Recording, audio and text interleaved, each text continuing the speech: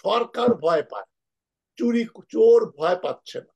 যে সমাজে শক্তিশালী লোকজন নির্দ্বিধায় নির্ভয়ে চুরি ডাকাতি করতে পারে, তারা আপনার নির্বাচনের নামে প্রহসন করবে, ব্যাংকের নামে ডাকাতি করবে। এখন আমরা ইকোনমিস্টরা, রাজনীতিবিদরা, পলিটিশিয়ানরা যতই কথা বলি, মোদ্দা কথা, শেষ কথা, এখন এই সরকারকে নামাতে হবে। এখন লাঠি দিয়ে নামাবেন, ভোট দিয়ে নামানো যাচ্ছে না। ভোট দিয়ে ফ্যাসিবাদ কোন দেশে সরানো যায় নাই, ইতিহাসে নাই।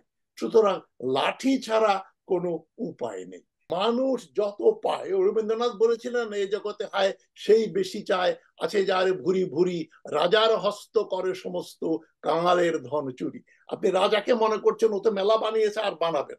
এদের লোভের, আপনি সালমান রহমানকে মনে করেন, এখন মৃত্যু সজ্জায় যখন সালমান রহমান, তাকে যদি বলেন এই ডিলটা করলে কিন্তু 50 কোটি আসবে, সে তখন আজরায়েলকে বলবে আপনি আরো পরে আসেন, আমি 50 কোটি কামাই করে নেই। এটা একটা জঘন্য প্রবৃত্তি, ইনস্টিংক্ট। এটাকে আইন দিয়ে, ডান্ডা দিয়ে কন্ট্রোল করতে হবে।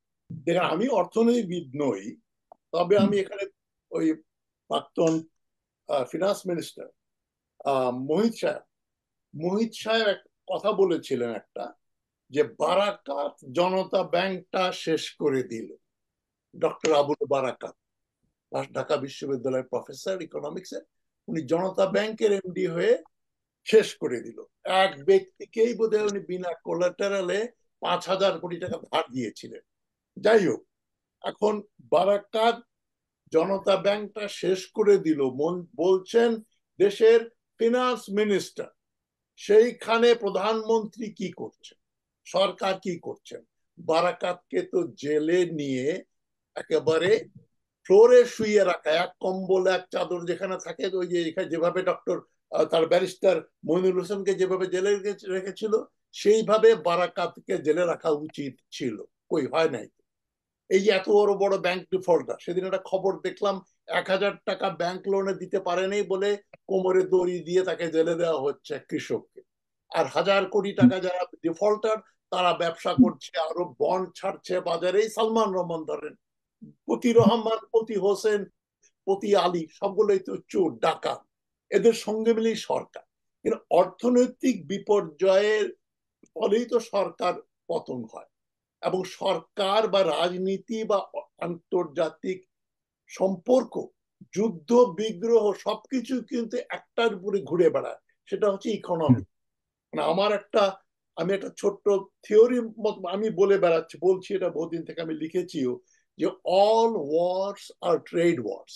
পৃথিবীর যত যুদ্ধ হয়েছে, সেই হেলেন অফ ট্রয় থেকে আরম্ভ করে ক্রুসেডস এবং প্রথম মহাযুদ্ধ, দ্বিতীয় মহাযুদ্ধ, নেপোলিয়ন, আলেকজান্ডার, তারা যে দেশ আক্রমণ করছে, লুণ্ঠন অর্থনীতি, সবকিছুর মূলে রয়েছে বাণিজ্য, র মেটেরিয়াল এবং মার্কেট। এখন বাংলাদেশের রাজনীতি তো এর ব্যতিক্রম হতে পারে না। যারা রাজনীতি করছেন, তারা যারা অসৎ, তাদের প্রথম প্রায়োরিটি হবে কি করে পয়সা বানাবো। তো সুতরাং পয়সা বানানোর জন্যই উপজেলা নির্বাচন হচ্ছে। এই যে যেটা যে লোরমা সাহেব সুন্দর করে বললেন, কিভাবে এই ডেভেলপমেন্টের খাত থেকে চুরি করা যাবে। একেবারে শকুনের মতো বসে আছে, গ্রান্ট আসবে, লুট করব, অ্যাকাউন্টেবিলিটি নেই। এইভাবে কতদিন চলবে? যেটা আমরা সবসময় শুনি, বাংলাদেশ এখন সিঙ্গাপুরের মতো হয়ে গেছে। দেখেন, আমি সিঙ্গাপুর ইউনিভার্সিটিতে 10 বছর চাকরি করেছি। 1990-এর দশকে সিঙ্গাপুরের লোক সংখ্যা ছিল 35 লক্ষের মতো, 30 লক্ষ প্লাস, 35 লক্ষের মতো। তখন তাদের রিজার্ভ ছিল কত জানেন? $80 বিলিয়ন। আজ থেকে 30 বছর আগে 35 লক্ষ লোকের জন্য রিজার্ভ ছিল $80 বিলিয়ন।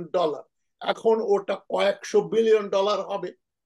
শ্রীলঙ্কাতে যখন আমরা শুনি শ্রীলঙ্কার মতো হব, শ্রীলঙ্কার মতো হতে পারলে, ওই পর্যায়ে যেতে পারলে তো আমরা সৌভাগ্যবান হতাম। শ্রীলঙ্কা যখন এই যে সরকারের বিরুদ্ধে আন্দোলন হলো, সরকার রিজাইন করলো, একটা হাই ওয়াচ দিয়ে আবার পুরনো পুরনো লোকজনই নতুন করে ক্ষমতায় বসলো, তখন সিঙ্গাপুরের রিজার্ভ ছিল $12 বিলিয়ন। লোক সংখ্যা কত? 2 কোটির জন্য ছিল 12 বিলিয়ন। সেটাও শ্রীলঙ্কাকে অর্থনৈতিক বিপর্যয় থেকে বাঁচাতে পারেনি। এখন হুম। শ্রীলঙ্কার যে সময় গণবিদ্রোহ হয়েছিল তাদের ছিল 12 বিলিয়ন, তার মানে এখন বাংলাদেশের 18 কোটি লোকের জন্য আপনার রিজার্ভে থাকা উচিত কমপক্ষে $108 বিলিয়ন। হুম। $108 বিলিয়ন হলেও আপনার খুব স্বাচ্ছন্দ্যে থাকার মতো অবস্থা না, কেননা আপনার 100 বিলিয়নের উপরে হচ্ছে বৈদেশিক ঋণ। দেশি ঋণ নাকি তার সমান বা তার চেয়ে বেশি হতে পারে। ঋণগ্রস্ত একটা সমাজ এইটা যে টিকে আছে এখনো, যে মানুষের মাংস খাচ্ছে না, এটাই তো একটা মিরাকল। আপনি এই যে মানে সুতরাং অর্থনৈতিক খাতে লোকের যেমন বিশ্বাস নেই, জনগণ বিশ্বাস করে না, সরকারও অর্থনৈতিক খাতটাকে টিকিয়ে রাখতে চায় না। তারা তাদের হচ্ছে যতদিন পারি লুটপাট করে যাই। তারপরে তো এক্সাম্পল আছে, কারো কিছু হয় না, কোনো বিচার হয় না। সুতরাং যে সমাজে আইনের শাসন নেই, ডাকাতি করলে কোনো বিচার হয় না। সালমান রহমানদেরকে যদি এক কাপড়ে জেলে পচিয়ে মারতেন, 25 বছর 30 বছরের জেল, সমস্ত সম্পত্তি বাজেয়াপ্ত। এস আলম বলেন, এই যে আজিজ খান বাংলাদেশের টাকা চুরি করে নিয়ে সিঙ্গাপুরে, সে one of the richest man. আমি গত টক শোতে আপনার বলেছিলাম যে হাসিনা পরিবার $35 বিলিয়ন মালিক। সুতরাং দেশের রিজার্ভের চাইতে 20 বিলিয়ন তাদের বেশি। তারা কেন, মানে লোভ এমন একটা জিনিস, আমরা হয়তো মনে করতে পারতাম যে 1 বিলিয়ন বা 10 মিলিয়ন হলেই তো যথেষ্ট। হাসিনার মতোই 77 বছর বয়সে তার তো $1 মিলিয়ন খরচ করার জায়গা নেই, উনি কি ভোগ করবে? কিন্তু গান্ধীজি বলেছিলেন, the world is big enough for everyone's needs but too small for some people's greed. এখন গ্রিডের বশবর্তী হয়ে, গ্রিড তো মানুষের একটা ইনস্টিংক্ট, সেটা যদি আইনের শাসন দিয়ে ওটাকে দমিয়ে রাখা যায়। এখন মূল ব্যাপারটা হচ্ছে আইন।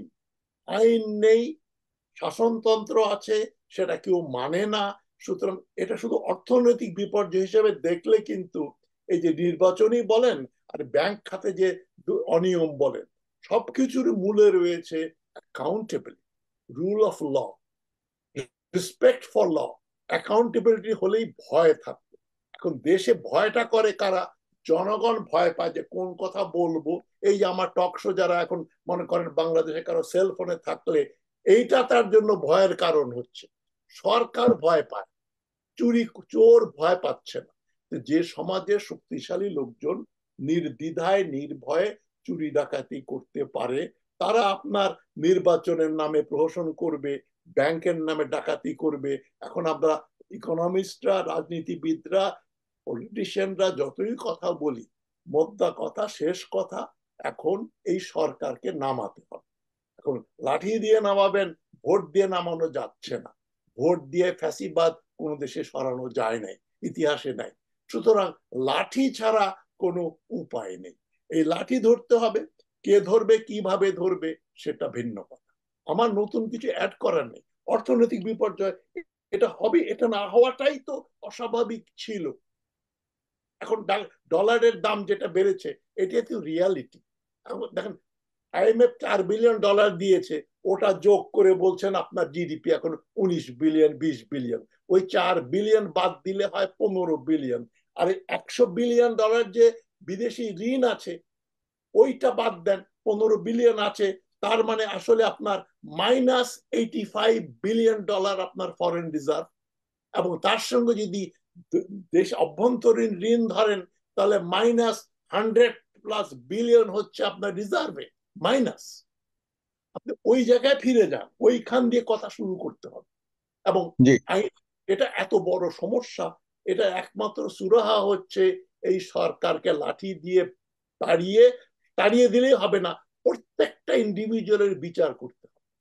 এবং বিচারে জানেন অনেকেরই মৃত্যুদণ্ড হবে। কিন্তু সরকারের স্থিরতা তো একটা বড় ধরনের গেইন করতে পারে বলে অনেকে মনে করে, বা সরকারও বলছে যে সরকারের স্থিরতাটা থাকলে সেই জবাবদিহিতার জায়গাতে তারা সামনে কাজ করবে এবং এটাকেও তারা না, ডেভেলপ চেষ্টা করবে এই এবং ডিক্টেটরশিপ যদি 50 বছরও চলে, করাপ্ট ডিক্টেটরশিপ, দেশে কোন রকম অ্যাকাউন্টেবিলিটি আসে না।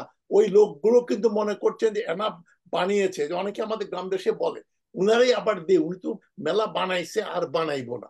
আরে এইটা তো হিউম্যান নেচারের এগেনস্টে যাচ্ছে। মানুষ যত পায়, রবীন্দ্রনাথ বলেছিলেন এই জগতে হায় সেই বেশি চায়, আছে যার ভুরি ভুরি, রাজার হস্ত করে সমস্ত, কাঙালের ধন চুরি। আপনি রাজাকে মনে করছেন ও তো মেলা বানিয়েছে আর বানাবেন। এদের লোভের, আপনি সালমান রহমানকে মনে করেন এখন মৃত্যু সজ্জায়, যখন সালমান রহমান, তাকে যদি বলেন এই ডিলটা করলে কিন্তু 50 কোটি আসবে, সে তখন আজরায়েলকে বলবে আপনি আরো পরে আসেন, আমি 50 কোটি কামাই করে নেই। এটা একটা জঘন্য প্রবৃত্তি, ইনস্টিংক্ট। এটাকে আইন দিয়ে, ডান্ডা দিয়ে কন্ট্রোল করতে হবে। এখন সেই দিকটা আমাদের যেতে হবে। এই আলোচনা করে উপনির্বাচন আলোচনা বা পরিষদ সংসদ মানে এই সব কিছু আলোচনা, আপনি মনে করছেন যে সরকার পরিবর্তন, হুম, এগুলো নিয়ে সরকার আলোচনা পরিবর্তন বিহীন এই ধরনের বিষয়গুলিকে আসলে সুরাহা বা আহ, সম্পূর্ণভাবে সমাধান করা সম্ভব নয়, জি, এটাই আপনি একমাত্র পথ মনে ডান্ডা, করছেন। ডান্ডা ছাড়াই সরকার সরানো যাবে না, না সরালে পরিত্রাণ হবে না। এদের বিচার না হলে ভবিষ্যতের বাংলাদেশে আবার আরেকজন হাসিনা এসে বসবে।